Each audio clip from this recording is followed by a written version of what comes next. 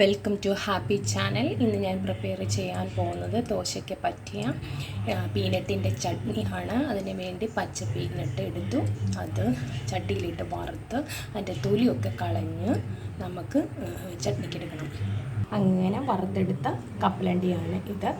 അതിന് വേണ്ടി ചട്ടിയിലിട്ടിത് വറുത്ത് ചൂട് പോയി കഴിയുമ്പോൾ ഇതിൻ്റെ തൊലി പൊളിച്ചെടുത്തതാണ് ഇത്. പിന്നെ ഒരു ചീനച്ചട്ടിയിൽ എണ്ണ ഒഴിച്ച് ചെറിയ 2 തക്കാളിയും ഒരു സബോളയും കുറച്ച് ജീരകവും കുറച്ച് മുളക് പൊടി ഇല്ലെങ്കിൽ നമുക്ക് മുളകില്ലേ അതിട്ടാലും മതി, അതും ഇച്ചിരി മഞ്ഞൾപ്പൊടിയും കൂടി ഇട്ട് ചെറുതായിട്ട് വഴറ്റി ഇത് മിക്സിയിലിട്ട് അടിക്കണം. ഇതെല്ലാം കൂടെ അടിച്ചിട്ട് നമുക്ക് കടുവറുത്ത് എടുക്കണം.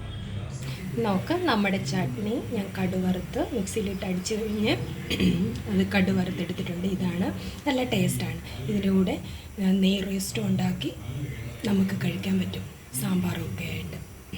ഇനി നമുക്ക് ദോശ ചുട്ടെടുക്കാം. അതിന് വേണ്ടി പാൻ ചൂടാക്കി ഒരു തവി മാവിട്ട്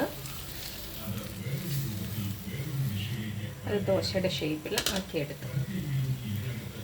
ഇത് നെയ് റോസ്റ്റാണ്. അതിന് ഞാൻ തന്നെ വീട്ടിലുണ്ടാക്കി വെച്ച് നെയ്യ് കുറച്ചെടുത്തു.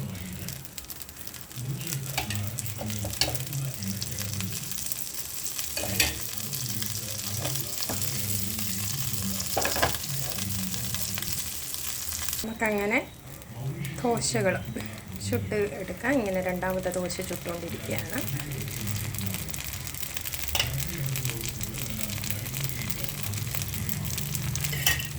ദോശ നന്നായിട്ട് പൊങ്ങിയൊക്കെ വരുന്നുണ്ട്.